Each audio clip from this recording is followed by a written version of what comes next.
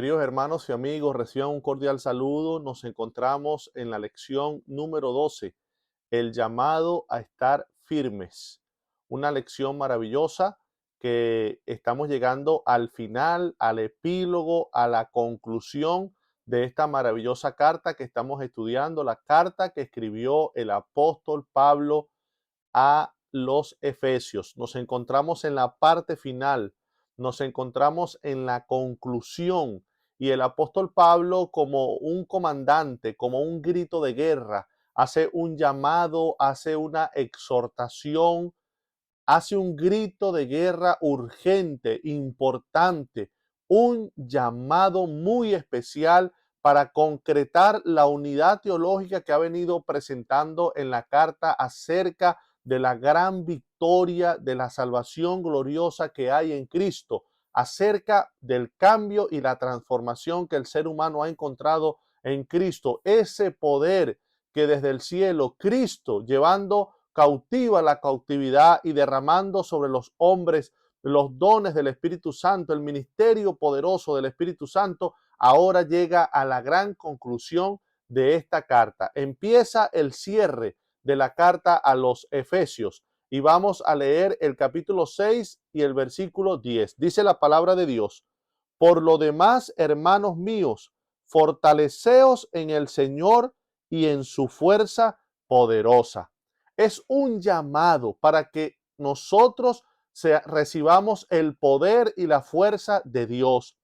El énfasis en este texto se encuentra en la repetición.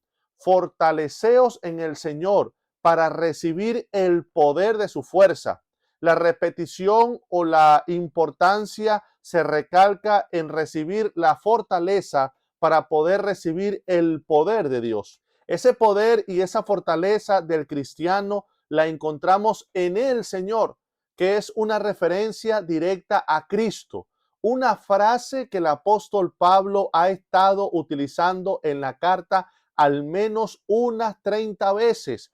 La fortaleza del cristiano, el poder, el empoderamiento del cristiano, el habilitar al cristiano con fuerza, con poder, para poder enfrentar la crisis final, para poder enfrentar el pecado, para poder enfrentar esta vida que ha caído bajo la maldición del pecado y poder recibir victoria, para no ser doblegados, para no ser derrotados, para no tener una actitud de pesimismo, para que el pecado como una ola no nos avalanche y nos arrastre por donde quiera, como que si nosotros no tuviéramos voluntad, para recibir el poder y la fuerza que viene del Señor. Por eso está recalcando en la repetición lo importante que es que el cristiano se fortalezca y reciba el poder, ese poder que solamente viene de Cristo, ese poder que solamente otorga Jesús. Ahora, ¿por qué el apóstol Pablo está haciendo este llamado tan maravilloso? Bueno, nosotros vamos a encontrar tres enseñanzas principales y vamos a cerrar con el llamado. Tres enseñanzas principales. ¿Por qué este grito de guerra? ¿Por qué esta exhortación? ¿Por qué este llamado con urgencia, con tanta llamativa, de manera tan importante? ¿Por qué este llamado es tan necesario? ¿Por qué el cristiano necesita ser fortalecido en el Señor y recibir el poder de Cristo? ¿Por qué? Número uno, porque la victoria siempre es la consecuencia a la dependencia total en la presencia y el poder de Dios. Escucha bien, la victoria en mi estado de salud, la victoria en mis defectos de carácter, la victoria sobre mis debilidades, la victoria en la predicación del evangelio, la victoria en la ganancia de las almas, la victoria en la educación de mis hijos, la victoria sobre cualquier aspecto de mi vida, la victoria para alcanzar la vida eterna, siempre será la consecuencia de la dependencia total en el poder de Cristo y en la presencia de Cristo. La victoria es una consecuencia a una dependencia total de Cristo. Por eso el apóstol Pablo, al cerrar su carta, aunque se encuentra preso, aunque es reo y está privado de su libertad, a pesar de las limitaciones y dificultades que todo esto conlleva, él está haciendo un llamado y una exhortación importantísima a que aquellos que han recibido la gracia de Dios, aquellos que por medio de la fe abrazan el mensaje, abrazan a Cristo como único mediador, como el don más precioso del cielo, deben ser fortalecidos, deben recibir el poder de Dios, deben vestirse con su armadura. ¿Por qué? Porque la victoria siempre será la consecuencia de una dependencia total a la presencia de Dios y al poder de Dios. ¿Cómo nos enseña la Biblia esta gran verdad?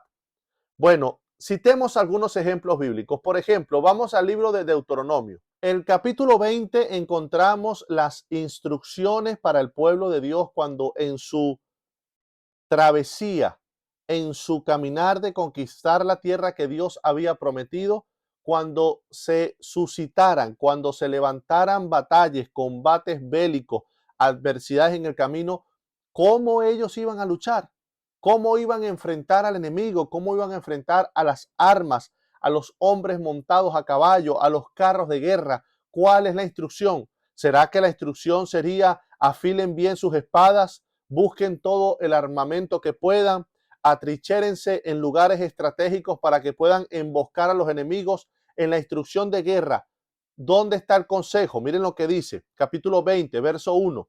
Cuando salgas a pelear contra tus enemigos y veas un ejército superior al tuyo, con muchos caballos y carros de guerras, no le temas, porque el Señor tu Dios que te sacó de Egipto estará contigo.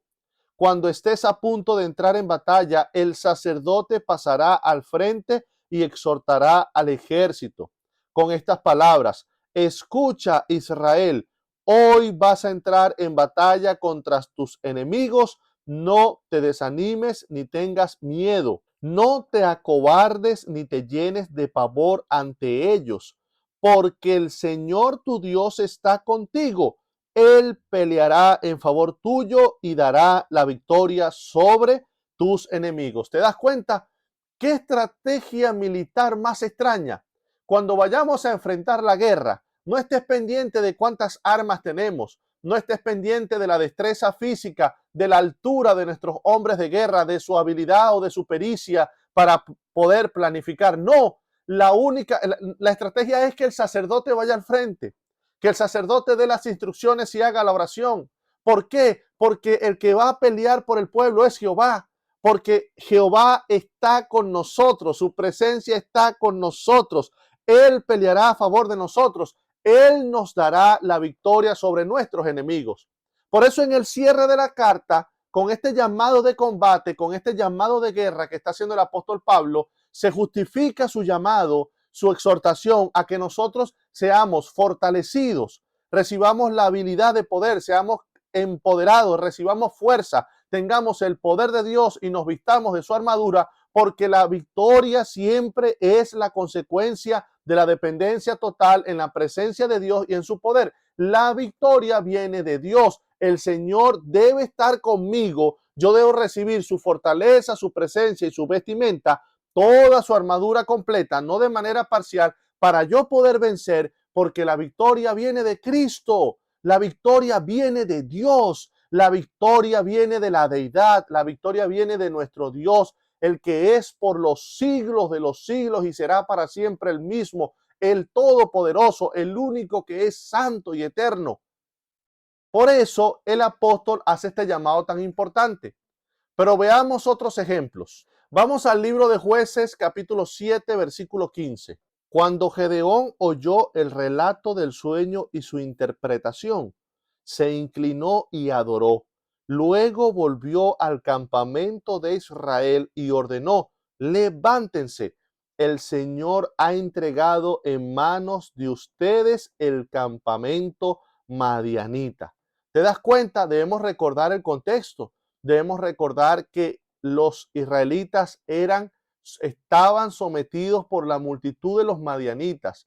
Tanto así que cuando comienza el relato bíblico de Gedeón, él está trillando el trigo en un lagar. Es decir, él está separando el trigo de la espiga, no donde debe hacerse, sino donde se machaca, donde se prepara el vino, porque lo está escondiendo, porque ni siquiera estaban escondidos en las cuevas, tenían que esconder su alimento porque los madianitas los tenían oprimidos, lo saqueaban. Ahora, cuando Gedeón llama al ejército, nosotros recordamos que la historia registra que habían 32,000 soldados. Y el Señor le dijo, Gedeón, no se puede con 32,000 soldados, son demasiados. Cuando usted lee la historia se da cuenta que el campamento de los madianitas, acompañados con los amalecitas, era tan numeroso, el registro bíblico dice, no se podía contar. La cantidad de caballos, la cantidad de soldados, el ejército madianita, el ejército amalecita, no se podía contar. Era imposible contar y se asemejaba a los granos de arena que hay a la orilla del mar. ¿Qué les parece? Y a pesar de que el ejército es tan grande, el Señor le dice a Gedeón, son demasiados. Así que Gedeón hace un llamado y dice, mira, estamos conscientes de que esto es una batalla demasiado desigual. El que tenga temor, el que tenga miedo, que se vaya a su casa. ¿Cuántos se fueron? 22,000. Solamente quedan 10,000. Ahora, el Señor le dice, son demasiados todavía, pero ¿cómo van a ser demasiado? Entonces el Señor, la segunda estrategia, en el río los voy a probar. Quien tomara el agua con su mano y la lamiera como un perro y siguiera adelante, se quedaba en batalla. Quienes se arrodillaran para tomar agua, descansar, ellos debían ser devueltos a su casa.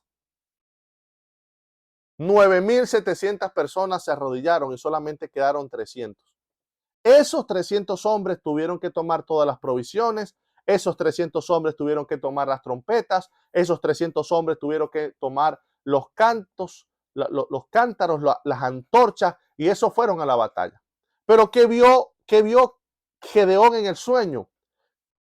Cuando el madianita contó el sueño a otro compañero en el campamento de los madianitas, que una rodaja de pan de cebada atravesaba y aplastaba una carpa en el campamento de los madianitas. Que el Señor le había dado la victoria a Gedeón, que el Señor estaba con Gedeón. Y cuando Gedeón ve el sueño o escucha la visión que este hombre tuvo, va y le cuenta al pueblo y le dice, vamos, el Señor ha entregado. ¿Te das cuenta? La victoria viene de Dios. La victoria es la consecuencia a una dependencia total en la presencia de Dios y a una dependencia total en el poder de Dios. La victoria viene de Dios. Estén tranquilos, sigan mi estrategia. Los 300 serán más que suficientes. Vamos a dividirnos en 3 grupos. Cuando usted escuche el sonido de la trompeta, cuando usted escuche mi grito de guerra, usted va a emular lo que yo hago. Y entonces sabemos que hubo una gran confusión en un campamento, en un ejército que no se podía contar, porque la victoria viene de Dios. Por eso el apóstol Pablo está haciendo un llamado tan fuerte en el cierre de su carta a que nosotros debemos fortalecernos y debemos recibir el poder de la fuerza de Dios. Último ejemplo, el que está como introducción en el repaso de la lección de esta semana, en el día sábado. El rey Ben-Hadad II, rey de Siria, entabla guerra contra los israelitas, pero se da cuenta de que todos sus planes son descubiertos. Cada vez que el rey de Siria monta una trampa, una emboscada, un campamento para atrapar a los israelitas, alguien le notifica al rey de Israel, a Jorán, que no pase por ese lugar porque es peligroso. Y así todos los planes del rey Ben-Hadad II de Siria son desmantelados, son frustrados. Llama a sus príncipes, sus consejeros y comienza a batallar con ellos. ¿Quién es el soplón? ¿Quién me está vendiendo? Alguien le dijo, aquí no hay ninguno que te traicione. El problema es que allá hay un hombre de Dios, el profeta de Dios, Eliseo. Hasta lo que tú piensas en tu recámara, Dios se lo revela. Entonces el hombre decide, vamos a atrapar a Eliseo. Averiguó dónde estaba el profeta Eliseo. El profeta Eliseo se encontraba en la ciudad de Dotán. Y entonces, cuando Giesi se levanta esa mañana, el siervo de Eliseo ve el gran ejército que en las colinas alrededor de la ciudad de Dotán rodean para tomar los prisioneros y quitarles la vida. Y se angustia en gran manera. Y Eliseo está tranquilo porque Eliseo ha aprendido a depender de Dios, Porque Eliseo, cuando estuvo allí delante de la despedida de Elías, lo único que Eliseo quería no era riqueza, no era que, por favor, Elías, pide para que me den una gran casa. Lo único que pidió Eliseo era: yo quiero una doble porción de tu espíritu. Es decir, yo quiero la presencia completa del Espíritu Santo, porque el Espíritu Santo no se da por medida, no es un líquido, no es un refresco, es una persona, solamente que yo limito la cantidad de la influencia de esa persona en mi vida. Yo lo único que quiero es la presencia del Espíritu Santo, está pidiendo Eliseo. Esa era su oración. Como había aprendido a depender de Dios, su fortaleza estaba en Cristo, su poder estaba en Cristo, él estaba tranquilo, él estaba en reposo. Hace una oración que está registrada, vamos a leerla en Segunda de Reyes, capítulo 6, versículo 17. Entonces Eliseo oró: Señor, ábrele a Giezi los ojos para que vea.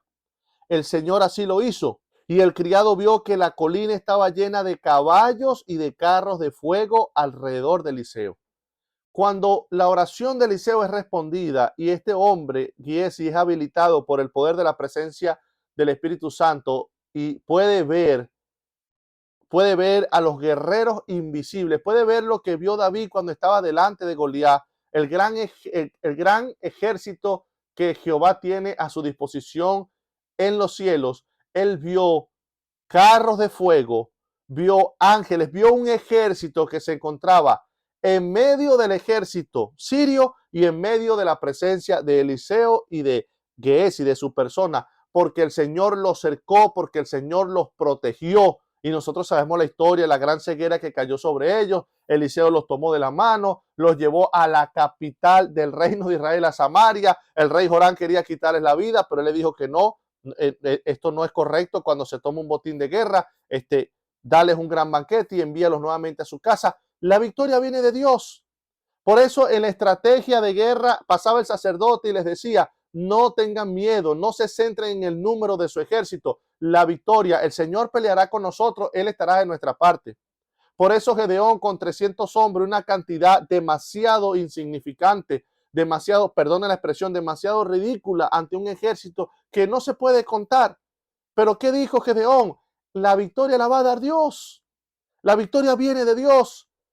¿Qué fue lo que le dio tanta tranquilidad a Eliseo? El ejército de Dios. Entonces, por eso el apóstol Pablo hace este llamado, porque lección número 1 para ti y para mí, mi querido amigo: la victoria es una consecuencia.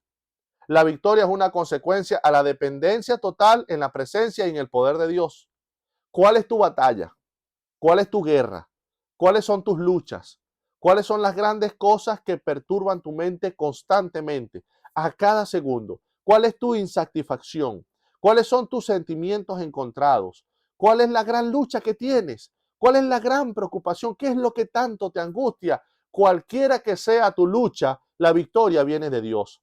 Por encima de esa lucha personal que tú tienes en cada aspecto minúsculo de tu vida, que es una representación muy pequeña del gran conflicto que está por encima, que es el conflicto entre el bien y el mal. En ese conflicto entre el bien y el mal, el pecado, la violencia, la muerte eterna, la ruina, el dolor y el llanto, está la victoria que viene de Cristo, porque la victoria viene de Dios. Por eso necesitamos ser fortalecidos y recibir el poder que viene de Cristo.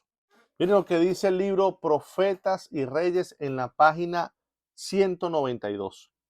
Entre el siervo de Dios y las huestes de enemigos armados había un círculo protector de ángeles celestiales.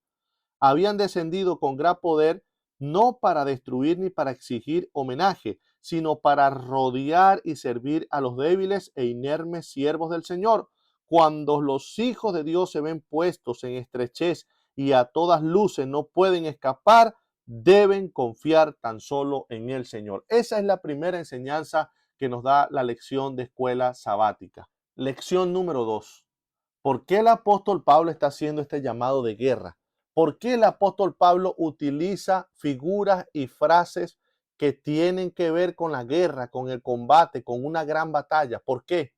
Porque él quiere que nosotros entendamos la realidad del conflicto. Lección número 2, entender la realidad del conflicto. Estamos en una batalla, estamos en una guerra, estamos en un conflicto, estamos en una gran lucha. es necesario. Por eso el llamado, el imperativo de la exhortación tan urgente, tan necesaria, que lo exclama con tanta vehemencia, con tanta fuerza. Mis queridos hermanos, por lo demás, haciendo el cierre, fortaleceos en el poder de Dios, fortaleceos en la fuerza del Señor, vistámonos con toda la armadura de Dios, porque quiere despertarnos para que entendamos que hay un gran conflicto. Miren las frases que él utiliza. Colosenses 2:15. Y despojando a los principados y a las potestades, los exhibió públicamente, triunfando sobre ellos en la cruz. Despojando, triunfando, dando la victoria, todo temática de batalla. ¿Para qué? Para que entendamos la realidad del conflicto en el que nos encontramos. Veamos otros ejemplos. Primera de Tesalonicenses 5:6-8. Por tanto, no durmamos como los demás, sino velemos y seamos sobrios, pues los que duermen de noche duermen, y los que se embriagan de noche se embriagan. Pero nosotros que somos del día, seamos sobrios, habiéndonos vestidos con la coraza de la fe y de amor, y con la esperanza de salvación y como yelmo. ¿Te das cuenta? La salvación como un casco, la coraza de la fe y de la esperanza y del amor, el escudo como una protección, y no nos durmamos, porque en una guerra no podemos dormirnos. Todas estas palabras tienen que ver con una alusión a una batalla, a un conflicto, a una guerra. ¿Para qué? Para que nosotros entendamos la realidad en la que nos encontramos. No podemos dormir, no podemos descuidarnos, no podemos emborracharnos, no podemos perder el control de nuestro sentido, no podemos embriagarnos en la filosofía, en la corriente, en el mensaje de este mundo, por tierno, por divertido, por sutil, por agradable que sea. Estamos en un gran conflicto.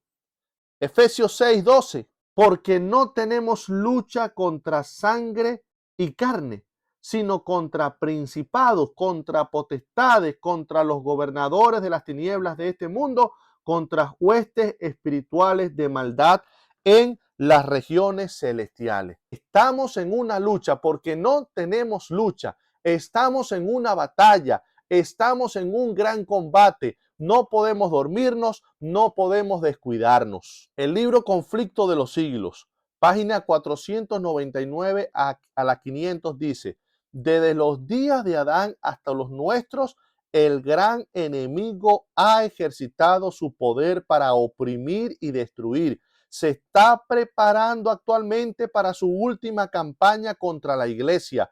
Todos los que se esfuerzan en seguir a Jesús tendrán que entrar en lucha con este enemigo implacable. Cuanto más fielmente imite el cristiano al divino modelo, tanto más seguramente será blanco de los ataques de Satanás. ¿Nos damos cuenta de la realidad del conflicto? Por eso necesitamos, segunda enseñanza, entender la realidad del conflicto. Cuando el apóstol Pablo está haciendo este llamado de guerra, cuando el apóstol Pablo está haciendo este llamado de exhortación, es para que despertemos, es para que no nos embriaguemos, es para que no nos descuidemos. Desde los días de Adán hasta hoy, Satanás sigue preparándose. No pierde ni un segundo, no escatima ningún esfuerzo, y cuanto más una persona es fiel a Cristo, su batalla y su intensidad será más acérrima contra esa persona. ¿Por qué? Porque él está en batalla y en pugna, y nosotros no podemos descuidarnos. Estamos en un gran conflicto.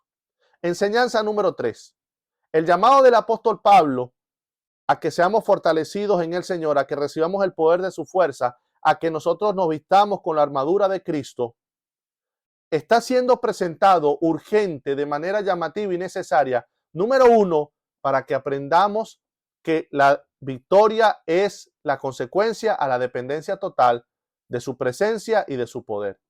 2, para que entendamos la realidad del conflicto en la que nos encontremos. Y 3, que está muy relacionada con la última, para que nosotros no subestimemos al enemigo. Si hay un error fatal en cualquier batalla, es subestimar al enemigo.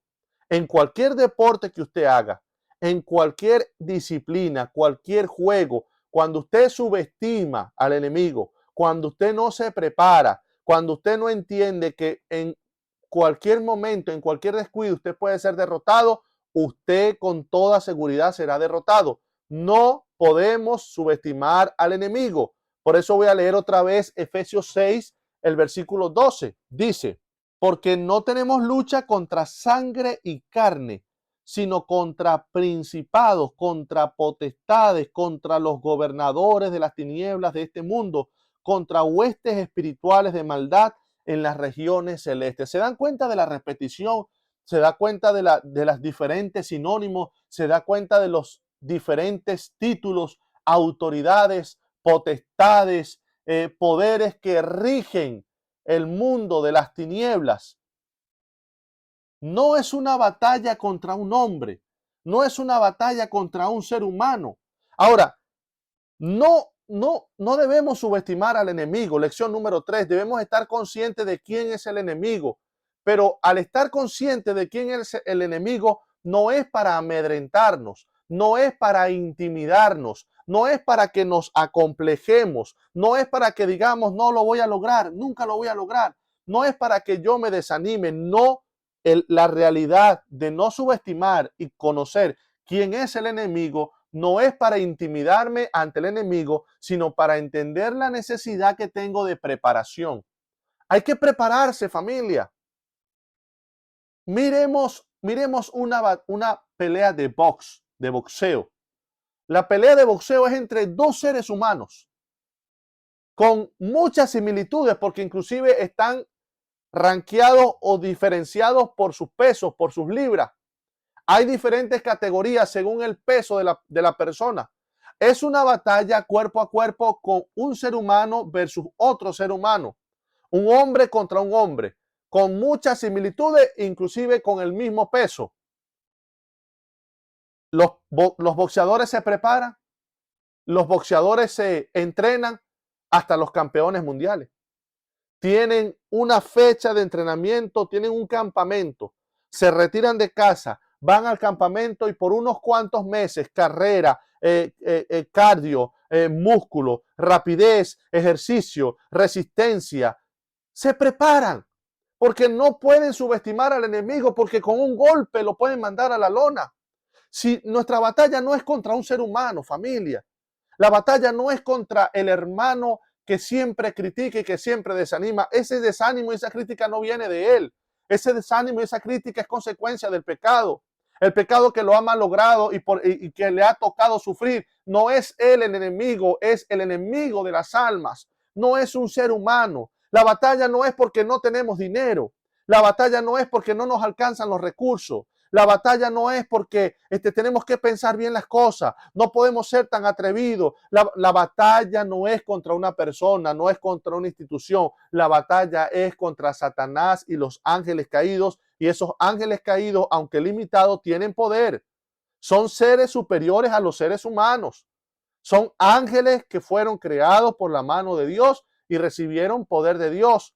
Tienen virtudes malas o poderes que no tenemos nosotros. Entonces, el llamado urgente a ser fortalecidos, a vestirnos con la armadura de Cristo y recibir el poder de Cristo, el llamado urgente es para que nosotros entendamos que no podemos subestimar al enemigo, que son potestades, que son autoridades, que son ángeles caídos, demonios, que son seres que gobiernan el mundo de tinieblas. Por lo tanto, al entender que no puedo subestimarlo, necesito preparación. Necesito preparación. No puedo descuidarme, necesito prepararme. Por eso el llamado a que recibamos el poder y la fuerza y la vestimenta que viene de Cristo. La eterna vigilancia es el precio de la vida eterna. ¿Se han olvidado los adventistas del séptimo día de la advertencia dada en el 6º capítulo de Efesios? Estamos comprometidos en una lucha contra las huestes de las tinieblas. A menos que sigamos de cerca a nuestro guía, Satanás obtendrá la victoria sobre nosotros. Esto se encuentra en Alza tus ojos, la matutina Alza tus ojos, página 198. La eterna vigilancia es el precio de la vida eterna. La vigilancia constante es el precio de la vida eterna. No podemos descuidarnos. Estamos en un conflicto. El enemigo es más grande, es superior, es mucho más poderoso que nosotros. No me intimido, pero no lo subestimo. No caigo en la arrogancia. Necesito vigilancia constante. Y vamos a llegar al cierre, al llamado, a la parte neural, al meollo del asunto, al hilo central y el propósito central que busca el folleto de la lección de esta semana. El llamado a estar ¿qué? A estar firme. El llamado a estar firme. Los expertos en batalla han definido que las batallas en la antigüedad tenían 3 etapas. La etapa de cuando los dos bandos llegaban al campo de batalla y se encontraban. La segunda etapa cuando venía el golpe, el enfrentamiento, ¡boom! Y entonces allí la batalla era cuerpo a cuerpo. Y la última parte, el desenlace final. Pero el desenlace final es una consecuencia de la segunda parte. La parte más importante era la batalla cuerpo a cuerpo. Era cuando chocaban los dos bandos, y al chocar los dos bandos, utilizando sus manos, utilizando sus armas, comenzaba el combate cuerpo a cuerpo. Allí, el bando que ganaba era el que resistía. El bando que ganaba era el que se mantenía firme, el que se mantenía de pie, el que se mantenía levantado. Ese era el que ganaba, porque de la firmeza de ese enfrentamiento vendría entonces la consecuencia que sería la victoria. Y es exactamente lo que está enfatizando el apóstol Pablo. Miren cómo lo reseña. Efesios 6, 11 y 13. Vestidos de toda la armadura de Dios para que podáis estar firmes contra las acechanzas del diablo. Y el verso 13. Por tanto, tomad toda la armadura de Dios para que podáis resistir en el día malo y habiendo acabado todo, estar firmes. La clave es estar firmes. Y estar firmes significa que debemos participar activamente en esta batalla.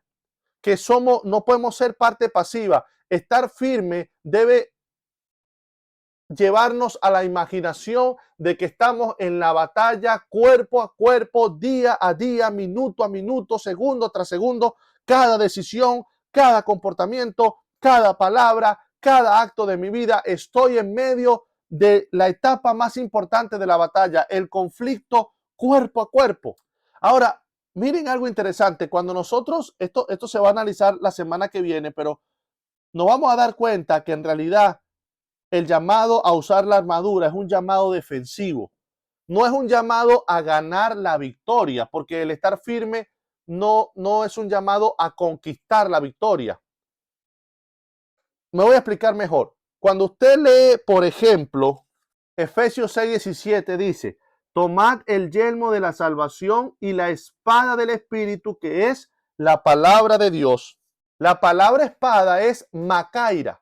La macaira no era la espada larga para atacar, era una espada de defensa, era como una especie de daga que se encontraba en el costado del soldado, que en el enfrentamiento cuerpo a cuerpo con el escudo y con la daga, él se mantuviera firme para poder defenderse, para poder ganar.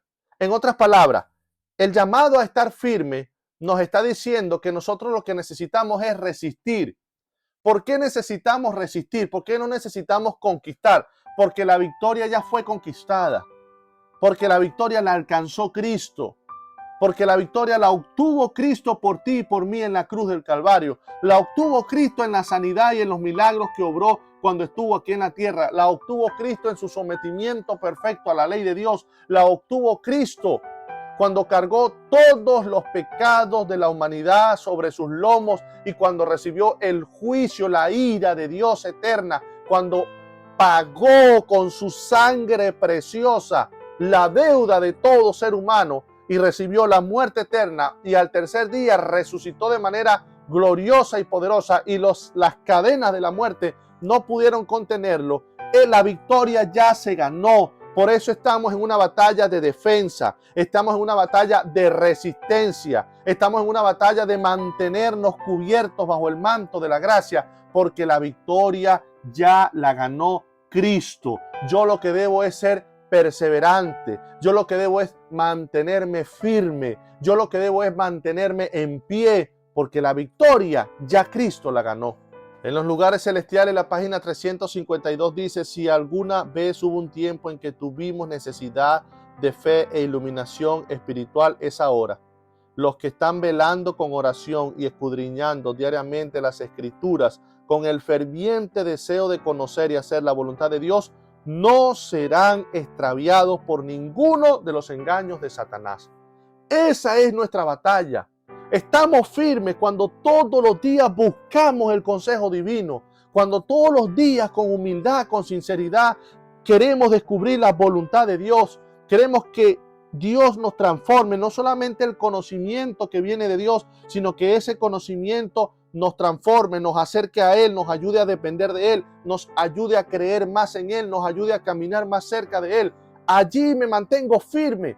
Allí estoy utilizando el escudo de la fe y la daga, y mientras este conflicto se está desatando y Satanás está dando sus últimos golpes y preparándose para la última batalla, tú mantente firme con la oración, con la dependencia del Espíritu Santo, estudiando todos los días de manera sincera, con esfuerzo, con sacrificio, su palabra. Mantente firme porque ya la victoria se ganó, la victoria la alcanzó Cristo, y pronto vendrá la celebración y el fin del combate. Quiero cerrar haciendo alusión a la primera parte de la lección, el versículo 10 del verso 6, fortaleceos. La palabra griega fortaleceo en griego es endinamoustet, endinamoustet. No sé si captas, endinamoustet es una palabra que está relacionada con la palabra dunamis, con la palabra poder. Hechos de los Apóstoles, capítulo 1, versículo 8, pero recibiréis dunamis, pero recibiréis poder. ¿Cuándo? Cuando haya venido sobre vosotros el Espíritu Santo. Endinamoustet es un verbo. Está en presente, está de manera imperativa y su voz es pasiva. Es decir, que cuando la voz es pasiva, gramaticalmente hablando, el sujeto no ejecuta la acción del verbo, en este caso fortalecerse, que es el verbo, sino que el complemento, sino que el sujeto es, cuando está en voz pasiva, es el que recibe la acción. Y el complemento directo de la oración, en este caso, fortaleceos en el Señor, son los responsables de ejecutar el verbo sobre el sujeto. Fortaleceos, recibir la dinamita del Espíritu Santo, recibir el poder de Dios, recibir la fuerza y la vestimenta, es algo que Dios va a hacer sobre ti y sobre mí. Es algo que nosotros no hacemos. Es de Dios el poder. Lo que necesitamos es la dependencia. Lo que necesitamos es buscarlo, solicitarlo, entender: no soy yo, Señor, no es mi fuerza, no es mi inteligencia. La verdad es que no llego ni a la esquina. Eres tú, mi Dios. Entonces dame ese poder, dame esa dinamita, dame la presencia de tu Espíritu Santo. Necesito recibir cada día un poco más.